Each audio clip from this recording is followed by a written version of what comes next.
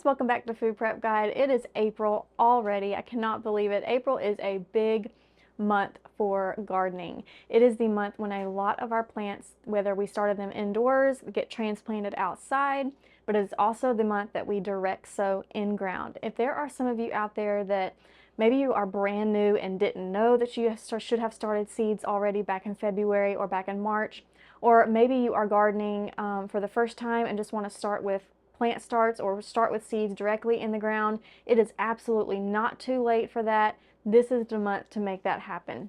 Now, depending on where you are located in the world, you might be planting like right now in the first week of April, or you might need to wait towards the end of April or even first week of May, but it is just based on your last frost date. I'm going to be sharing 10 plant types that should be direct sown in the ground this month in the month of May, but go by your last frost date. For these plants that I'm going to be talking about today, they cannot tolerate frost for the most part. So you want to wait until your last frost date has completely passed. There's no more threat of frost in your forecast before you put these in the ground. Let's get started. If you would like help planning a productive garden, scroll down to the description box of this video and click this link for a free garden printable. We calculated quantities for a year's supply of the most common garden vegetables and organized them into a neat chart to help you plan. We'll send it straight to your inbox. If you're new here, we invite you to subscribe and hit that notification bell so you don't miss any of our upcoming tutorials on gardening and food preservation, food storage, and more. Okay, I have 10 seed packets here, and as I go through each one, I'm going to try my best to give you some tips on how to amend your soil for that particular plant type. That is something that just helped me significantly when I was first starting out, was watching videos for each specific type of plant and finding out, learning what that particular plant needed. Instead of just doing like a base fertilizer across the entire garden, I have seen so much better success by tailoring the amendments to each particular plant type. So that's what I want to share with you today as I go through each seed type. What type of amendments should you be looking at to get the biggest and best result possible? Okay, number one is going to be everything in your melon family. So these are going to be your cantaloupes, your watermelons, your honeydews. Anything in the melon family is a heat-loving crop, and it is time to put those out after your last frost date has passed.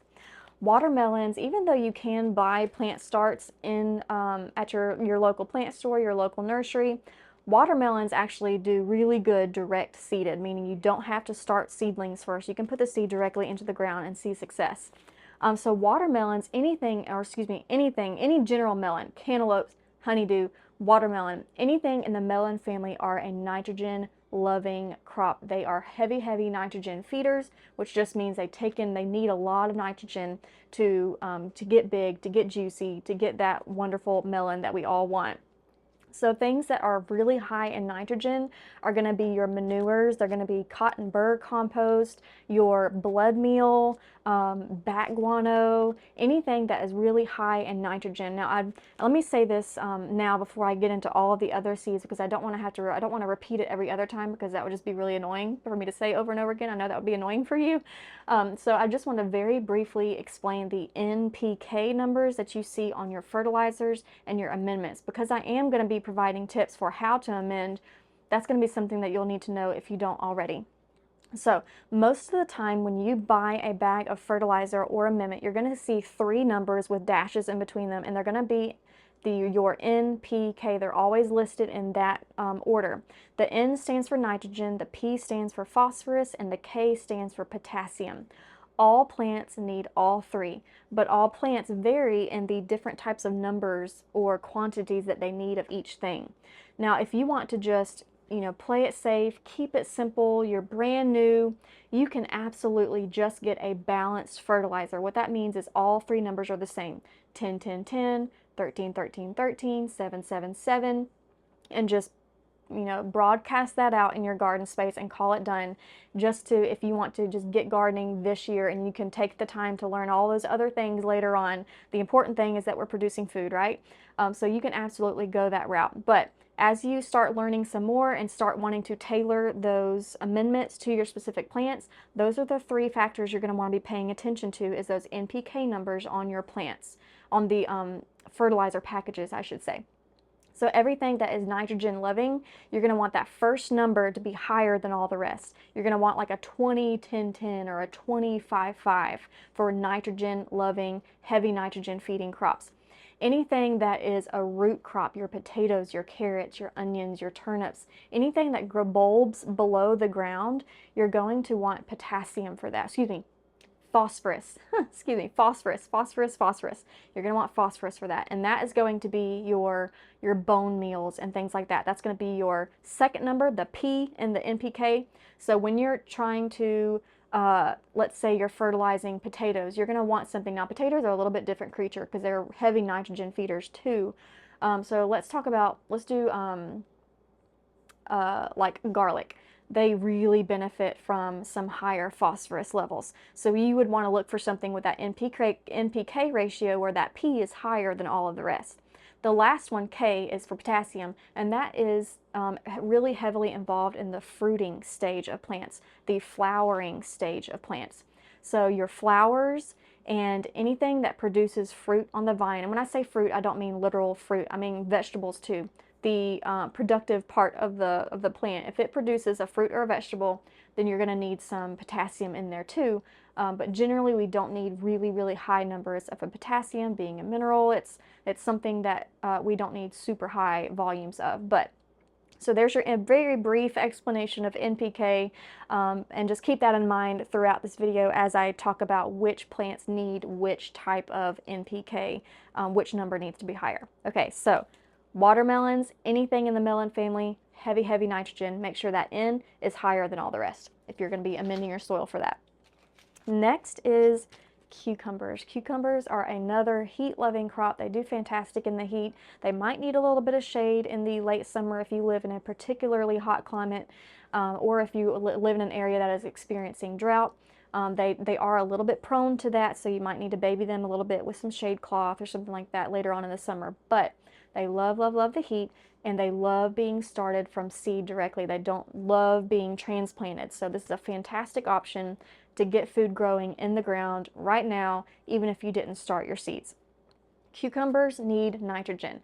They're not as heavy nitrogen feeders as melons are, but they still need a good bit of nitrogen. And since they are a fruiting crop, then you're going to want some of that potassium as well. Okay, next is going to be anything in the bean family. I have a package of lima beans here, your black beans, your pinto beans, your kidney beans, navy beans. Any type of bean is a heat-loving crop that loves to be direct seeded. Beans in particular do not like to be started and then transplanted out. They don't like their roots disturbed, so they do best going directly into the ground. And now is the time, once your last frost date has passed, which for most of us is going to be in April. Now, lima beans are in the, or not lima beans, all beans are in the legume family, which means they are nitrogen fixers, which means they don't need nitrogen because they can pull nitrogen from the soil. So when you are amending your soil for this, go ahead and use that high nitrogen fertilizer for other things that need it. Don't waste it on your anything in the legume family, which is going to be your bees and peas, which we'll talk about in just a minute. In fact, beans and peas are something that I don't really fertilize and amend with anything at all because, let's face it, a lot of those fertilizers and amendments are pricey and we need to make that dollar stretch, right? So I will tend to put my amendment and fertilizer resources into other crops that really need them. Beans and peas really don't need a whole lot of babysitting. They can perform pretty well in pretty poor soil conditions. So anything in the bean family is a fantastic thing to be planting right now. Similarly, again, peas, anything in the pea family. Now there's a caveat here because there are some cool-loving peas and there are some heat-loving peas. So right now is the time to be planting those heat-loving peas because we're going to be going into May and June and summertime. So those are going to be your purple whole peas, your cow peas, any of your red field peas, black-eyed peas. Those are your heat-loving pea crops. And again, they are nitrogen fixers. They're in the legume family. You don't need to really heavily fertilize them.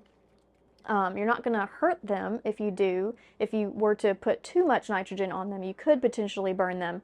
But it's not like a matter of, uh-oh, I can't broadcast my fertilizer for my peas because it's going to hurt them. It's not that. It's not like that. It's just that it's if you are trying to make your fertilizer and amendment budget stretch, this is something that you can bypass and use it for something else. So nitrogen fixtures, anything in their pea family is, anything in the legume family, which includes your peas, are going to be nitrogen fixers, which means they can pull nitrogen from the soil. Now, I mentioned the heat-loving peas.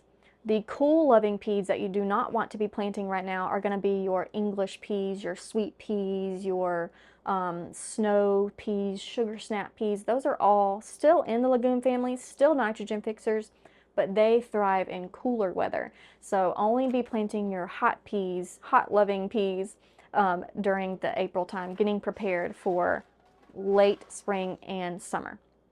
Okay, next is going to be peppers. Everything in the pepper family should be going out after your last frost dates, usually sometime in April.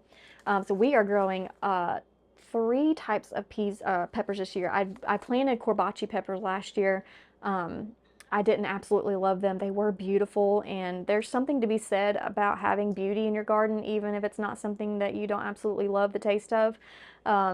There's something to be said about just creating that atmosphere of joy and beauty that you want to keep coming back to, and it makes all the tending that we need to do to the garden, the weeding and all of that not so fun stuff, makes it a little bit more enjoyable. But I am switching to the Jimmy Nardello pepper this year. It's my first time growing it, so I can't personally testify to it, but a lot of you have shared that you absolutely love this pepper. So I'm doing this pepper, the giant Marconi Rossi peppers that I did last year. Absolutely love them. I don't have that seed packet because I used them all. But I'm going to be growing that this year. And then, of course, the California Wonder Classic Green Bell Pepper. Now, all of these are sweet peppers, but all of your hot peppers, anything pepper, banana peppers, jalapenos, all of those are going to be going out right now after your last frost date, heat-loving crop. Peppers need nitrogen. They are in the nitrogen feeding family, heavy, heavy nitrogen. So you're going to be wanting to look for that higher N number in the NPK ratio, and fertilizing with things like manure and blood meal and Cottonburg compost and any of your even synthetic fertilizers if you want to go that route with the higher N value. Another heavy nitrogen feeder is corn. You want to fertilize heavily with corn. Corn is one of those things that you can almost guarantee you're not going to get a good result if you don't feed it heavily with nitrogen. A lot of things we can kind of get away with just a little bit, or maybe skip out that year for just budget reasons, but corn, you really don't want to skimp the nitrogen on corn. It is a heavy nitrogen feeder, but also a very heat-loving crop and something that you should be going in the ground in April after your last frost date. Next, of course, tomatoes. I think we all know that tomatoes, it is tomato time after your last frost date. We are growing, I think, 3 to 4 different tomato varieties this year. I'm really excited, especially about these San Marzano. If you're going to be growing tomatoes specifically for canning, you want to be planting things in the Roma family or the plum tomato family. Those are more meaty, less seedy, and do a whole lot better for canning than something like your slicer tomatoes, like your purple Cherokees or your big beefies and things like that. Absolutely delicious, but don't lend themselves as well to canning as those Roma and plum tomatoes do. We're going to be growing both of them because I do find that these slicer tomatoes, they get a whole lot bigger, and I just feel like I can stretch my canning tomato harvest with the slicer tomato harvest. I already try to take the skins and the seeds out anyway when I'm canning, so I'm growing both, and I'm going to be using both of them for canning, even the slicer ones. We grew the Black Beauty last year, and they were delicious as a slicer tomato, but not very good for canning. But if you're looking for something to go on a sandwich, those mayo and mater sandwiches, the Black Beauty tomatoes are really, really good. Heavy nitrogen feeders, just like peppers. They're in the same family. Okay.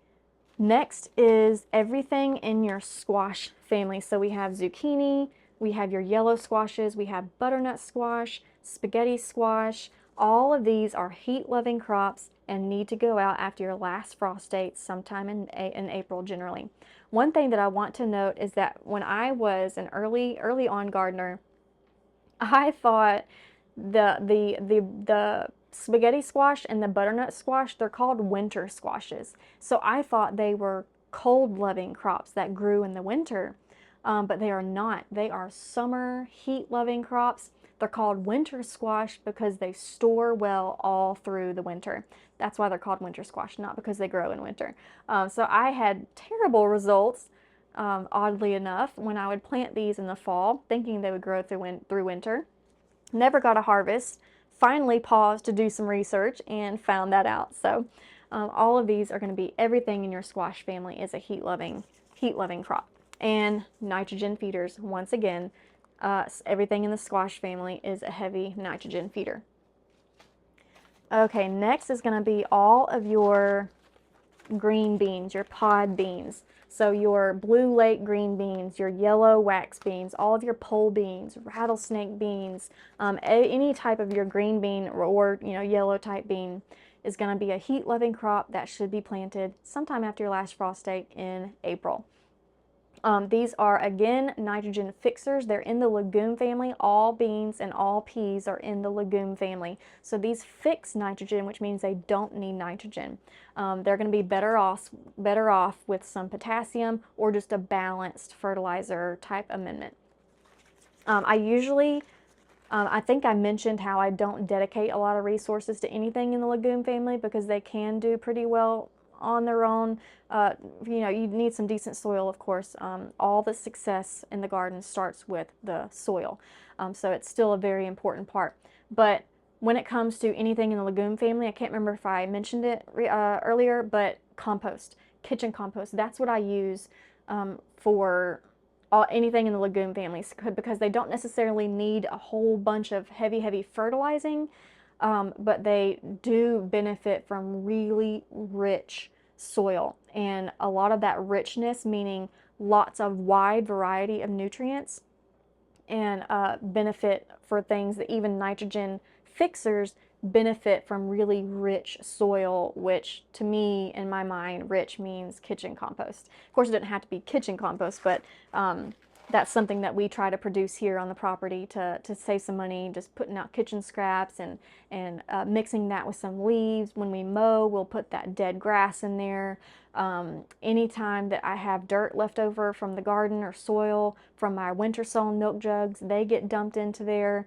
Whenever I pull crops, I'll do the cut at the base, leave the root system in the ground to feed the worms over fall and winter. But all of those, that brush will go into the compost pile.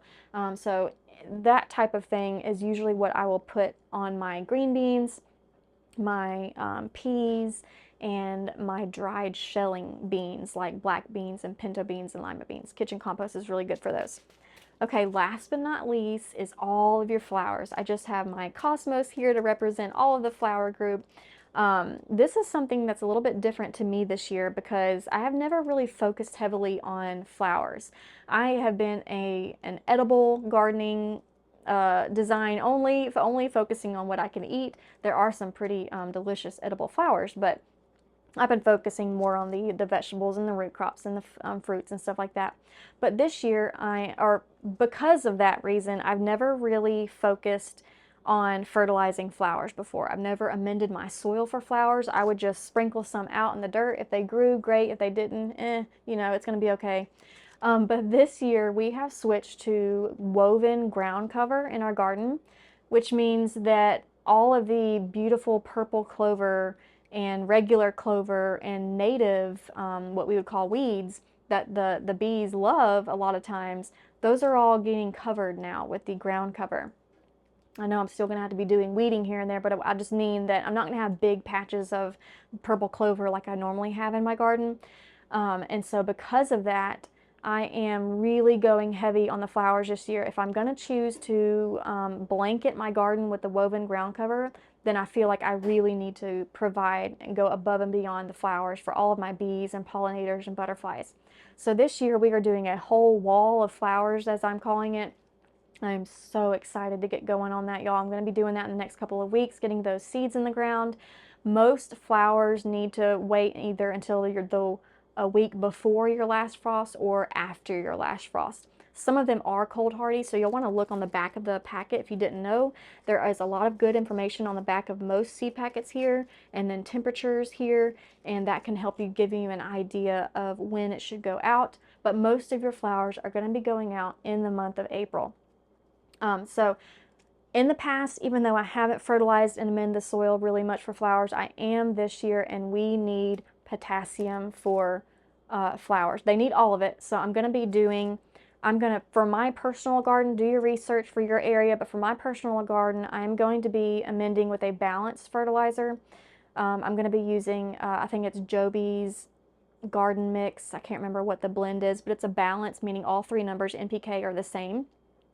But then I'm also going to be going in and giving them a little bit extra potassium, because potassium is kind of responsible for the fruiting type stage, or not the fruiting, excuse me, the flowering stage of your plants. And since flowers are flowers, that's what they do, that's all that they do, then they benefit from some extra potassium. So I'm going to be giving them some extra potassium this year, and really trying to baby my flowers this year to make up for covering all of the natives that the bees absolutely love. We're going to be growing cosmos, sunflowers, bells of Ireland, zinnias, poppies, daisies, some lavender, just some wildflower mix, just some cheapo packets from the Dollar Tree, sprinkling out some wildflower mixes. So I'm just really excited to get going and see that come to bloom. And I'm just really hopeful that what I picture in my head is going to actually turn out in real life, because that doesn't happen very often. But anyway, I think that was it, all 10 categories. Now, I'm sure that there are more, but these are going to be the most common, I think, categories of plant types that are going to be ready to be planted directly. You don't have to start them in seeds earlier in the season. You can put the seed directly into the ground. Not a whole lot of pre-planting involved, so it is not too late to get a very productive garden going this year. I hope that was helpful to y'all. If y'all are interested to see what all we're growing this year, we do have a seed chat video for 2024's garden. I will link that on the screen somewhere right around there if you're interested in watching it. We'll see y'all next time. Bye.